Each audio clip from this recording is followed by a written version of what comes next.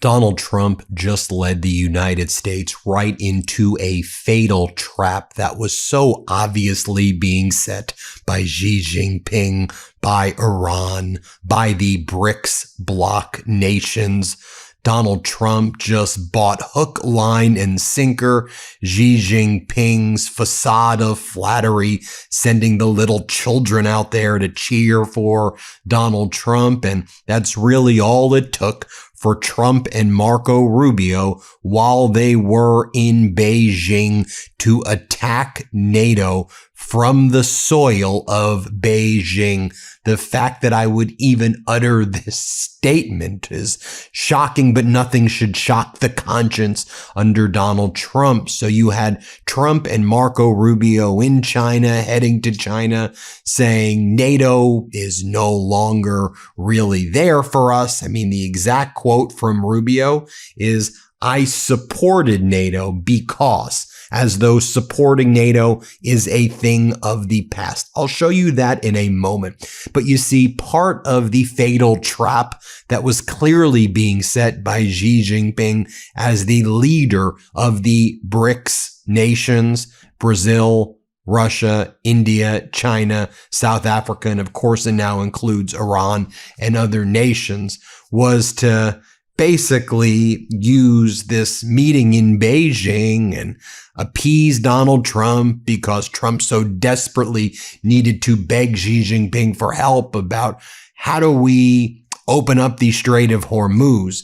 And so while this meeting was taking place in Beijing, what was really happening, where the action really was taking place, was actually in India, where there was a major BRICS bloc meeting that was taking place, where Iran's foreign minister, Araghchi, was greeted like a conquering hero there in India.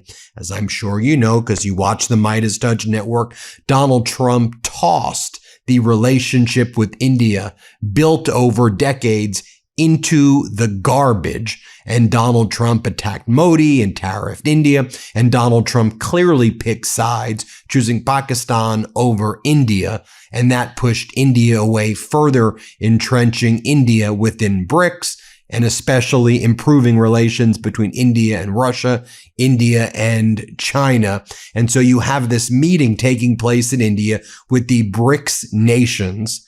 And do you think that perhaps, I don't know, maybe the State Department, maybe the Defense Department, maybe somebody would say, hey, so while Donald Trump is meeting with Xi Jinping in Beijing, they're doing a BRICS nation where what may come out of that meeting is a statement strongly supporting Iran and strongly condemning the United States? Does anybody want to perhaps check on if that's one of the things that may be going on in the BRICS nation? So while I'll talk more about this BRICS meeting in India in a moment, but then separately, you had a Bucharest 9 summit meeting taking place as well that was attended by Ukraine and numerous NATO countries and I guess the former allies of the United States.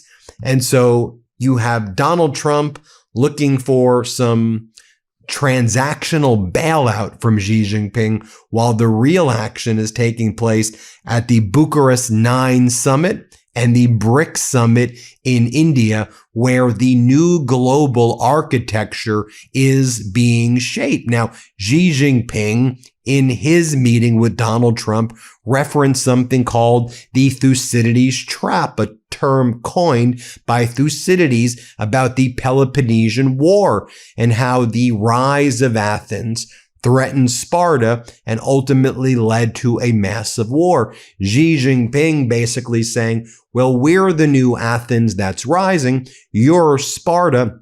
You're intimidated by our rise. Let's not fall into the Thucydides trap, is what Xi Jinping said.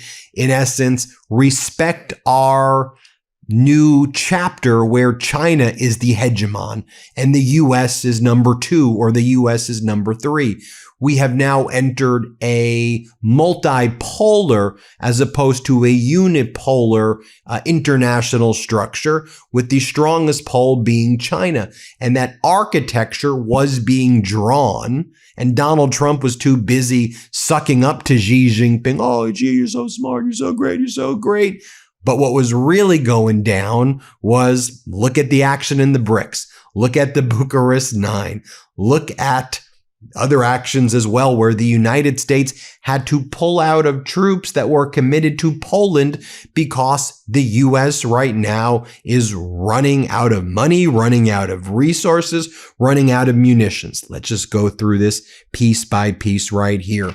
So you had the Iranian social media accounts talking about their foreign minister, Araghchi, the minister of foreign affairs, traveling to New Delhi to participate in the meeting of foreign ministers in the BRICS nation with the BRICS nations during the visit, in addition to attending the BRICS foreign ministers meeting, which will be held on Thursday and Friday, May 14th and 15th, under India's chairmanship and with a focus on regional stability, multilateral cooperation, and economic resilience. The foreign minister will hold discussions and exchange views with the Minister of External Affairs of India, as well as other ministers. The meeting serves as a prelude to the 18th BRICS summit. Now, China and Russia and India and South Africa and others, they built up BRICS as a counterpoint to NATO, right? So they have this BRICS meeting taking place. And so while that was taking place, what was Marco Rubio talking about? As I said, the fatal trap. Here's Marco Rubio when he's aboard Air Force One talking crap about NATO. Do you see how the architecture is being written right now? You have Rubio demeaning NATO while BRICS is strengthening, and while Trump is in Beijing, while Xi Jinping is talking about the Thucydides trap. Watch what Rubio says here. Play this clip. The number one state sponsor of terror. That's troubling to me. Yeah, the problem with NATO, and I've been a supporter of NATO throughout my career in the Senate. And one of the reasons why I supported NATO was because it gave us basing rights. It allowed us to have bases in Europe that we could use in a contingency, like something in the Middle East, you know, where you could have planes flying from some country in Europe and actually protecting our national interests in the Middle East, as an example, or in Africa. And so when you have NATO partners denying you the use of those bases, when the primary reason why NATO is good for America is now being denied to us by Spain, as an example, then what's the purpose of the alliance? It starts becoming they're allies when they want to be, kind of. Tiger. And look, to be fair, there are countries in NATO that were very helpful to us. I just singling one out, Portugal. They said yes before we even told them what the question was. Poland. So there are countries that Romania, Bulgaria, others like Spain have been atrocious, just horrifying. So I do think there's some very legitimate questions to ask about NATO, and that is, what is the purpose of being an alliance whose benefit to us is these basing rights, if in a time of conflict like the one we've had with Iran, they can deny us the use of those bases? So why are we there for? Only to protect them, but not to further our national interests? This is a very legitimate question that we need to address. Did you know that helping dolphins led to the first essential fatty acid discovery in over 90 years? It's called C15, and it's a total game changer for aging healthier. Fatty 15 co-founder Dr. Stephanie Van Watson discovered C15 while working with the U.S. Navy to improve the health of older dolphins. It turns out C15 is a foundational nutrient that actually strengthens our cells. Without it, we develop cellular fragility syndrome, a deficiency that affects 1 in 3 people worldwide, causing our cells to age faster. Fatty 15 repairs age-related damage and protects your cells from breaking down. It's actually shown to have 3 times more cellular benefits than omega-3. By activating pathways that regulate sleep, mood, and metabolism, it helps you feel better now and stay stronger as you get older. In fact, 70% of customers report deeper sleep, calmer moods, and better energy within just 16 weeks. Because we're all aging, healthy aging needs to start now, and Fatty 15 is the science-backed way to do it. I'm a huge fan of Fatty 15, and I've personally felt the benefits. Fatty 15 was developed to support healthy aging for all, from kids to parents to grandparents. That's why award-winning Fatty 15 is now available as pure capsules, delicious apple mint gummies for teens and adults, and yummy berry blast gummies for kids. Fatty 15 is on a mission to support healthy aging for all, including all ages and stages of life. You can get an additional 15% off their 90-day subscription starter kit by going to fatty15.com/Meidas and using code Meidas at checkout. Once again, that's 15% off their 90-day subscription starter kit by going to fatty15.com/Meidas and using code Meidas at checkout. And then Rubio, in this very kind of weird, sycophantic way, then goes, well, it's just so much fun working for Trump because he does things that nobody expects that he's going to do. So much fun working for him. Here, play this clip. So many years. We've had a friendship for so many years. How do you compare this job to everything else you've done? Well, it's quite different, right? The work of a legislator involves constituent service, and it involves writing of legislation, committee meetings, oversight, and I enjoyed doing all of that. And it was an important era in our life. This was a very different opportunity. This isn't the executive branch. Here, you're actually executing on laws, and you're executing the president's foreign policy. So I enjoy the role, I enjoy the job, and I enjoy working for this president because he's willing to do what others talk about but don't do. When you say, well, we can't do that, and you'll say, why? That's his question. Why? Why can't we do that? Why hasn't this been done before? He is willing to do what others are not willing to do. He is willing to solve unfinished business and not leave it for the next guy or gal. And I admire that, and it's a lot of fun to be a part of it. Really? I should mention that there was another big meeting taking place as well. I mentioned the Bucharest Nine, I mentioned BRICS, but right before Donald Trump headed to Beijing, also, the UK and France chaired a meeting attended by 44 nations, not the United States, including non-European nations such as Bahrain, Australia, Japan, South Korea, and others, on building out an international framework to provide security, sans no United States.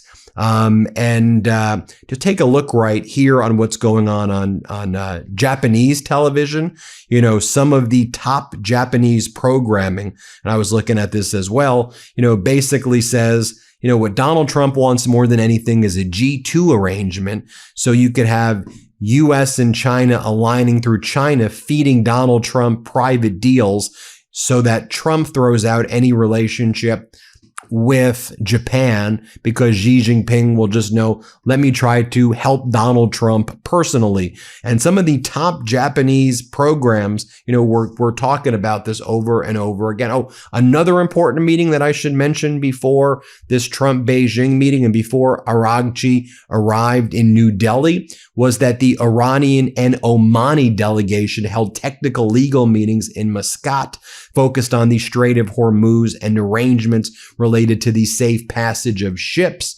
according to Iranian media.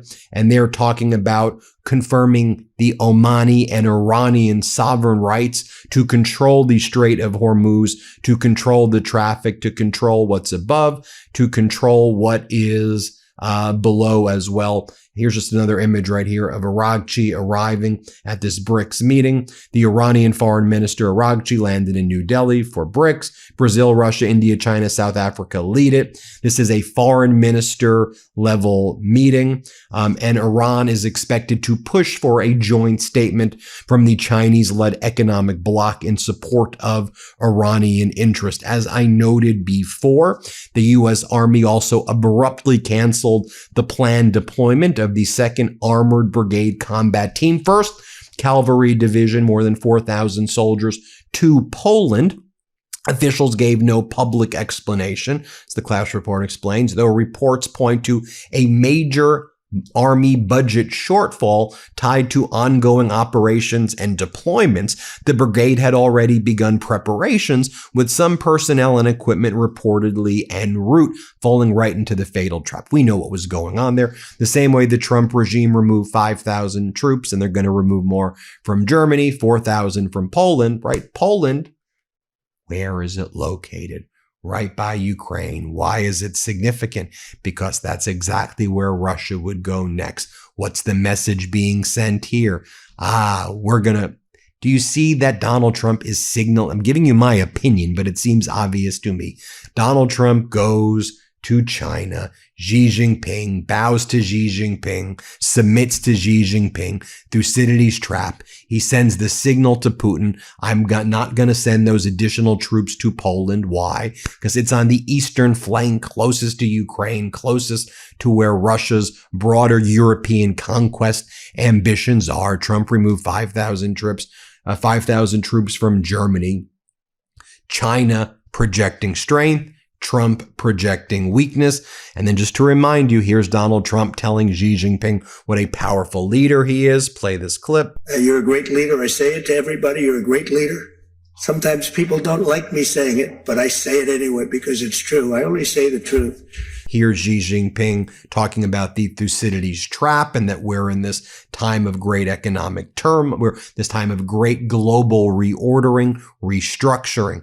Architecture is what we're talking about. Play this clip. Currently, transformation not seen in a century is accelerating across the globe, and the international situation is fluid and turbulent.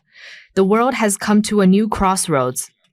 Can China and the United States overcome the Thucydides trap? And if you've been watching the MeidasTouch network, you know we've been talking about how these Middle East countries that were previous allied with the United States are talking about new security architectures. Whether it's Saudi Arabia, whether it's Qatar, when you hear those who are at liberty to speak, or when you hear some of the information that leaks out, it's clear that everybody basically recognizes the U.S. security umbrella in the Middle East is done. The U.S. security umbrella in Asia is done, which leaves Taiwan very vulnerable right here. And Xi Jinping laid down the law right before Donald Trump even arrived in Beijing, saying, we're not talking about Taiwan. Don't even bring it up. It's not even subject to the conversation. Don't threaten us with tariffs. Don't even bring it up. That's not even part of the conversation that we're going to be having right here. So that's the latest of everything, right? This is where we're at. We'll keep you posted every step of the way. Now hit subscribe. Let's get to 7 million subscribers. But, this is, I guess one more thing let me mention quickly here before I go. I think it's important as well. So you have Ukraine training what's left of NATO on drone warfare. Ukrainian drone pilots were invited to train NATO, what's left of it, right? Because the U.S. doesn't enforcing Article 5 anymore, to train NATO forces in Sweden and to deliver a critical message to the alliance. They ran these war games. Ukraine was able to once again wipe out basically all of NATO's forces with the Ukrainian drones right away. That's why you have all these Middle East nations not going to the U.S. anymore. They're cutting deals with Ukraine because Ukraine has the drone technology, the anti-drone interceptors. They know how to use the FPVs, the first-person viewing drones, the unmanned vessels that they have, that they utilize. And so U.S. weaker than ever, Ukraine gaining strength. Obviously, China recognized as the global hegemon right now. Trump basically submitting before our eyes. Let me know what you think. Hit subscribe. Let's get to 7 million subscribers. Thank you, everybody, for watching. Want to stay plugged in? Become a subscriber to our Substack at MeidasPlus.com. You'll get daily recaps from Ron Filipkowski, ad-free episodes of our podcast, and more exclusive content only available at MeidasPlus.com.